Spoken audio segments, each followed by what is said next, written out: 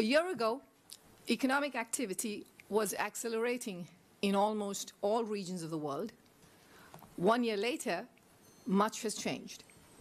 The escalation of US-China trade tensions, needed credit tightening in China, macroeconomic stress in Argentina and Turkey, disruptions in the auto sector in Germany, and financial tightening alongside the normalization of monetary policy in the larger advanced economies have all contributed to a significantly weakened global expansion, especially in the second half of 2018.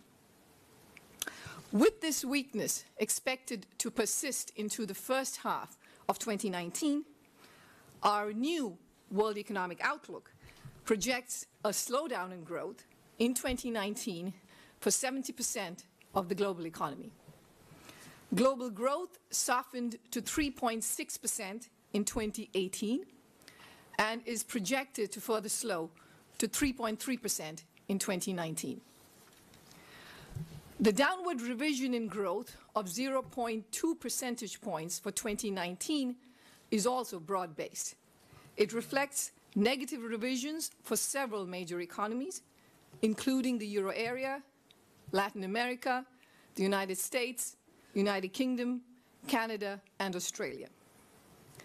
After this weak start, growth is projected to pick up in the second half of 2019. What will be the impact of exchange rates? With improved prospects for the second half of 2019, global growth in 2020 is projected to return to 3.6%.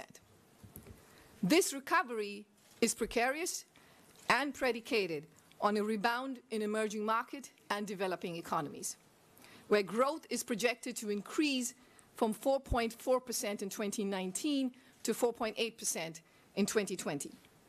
Specifically, it relies on an expected rebound in growth in Argentina and Turkey and a few other stressed economies, and is therefore subject to considerable uncertainty. Do you think that Italy is a risk factor in... Beyond 2020, global growth is expected to stabilize at around 3.5%, bolstered mainly by growth in China and India and their increasing weight in world income. How do you see its significance to the world economy? Thank you. The escalation of...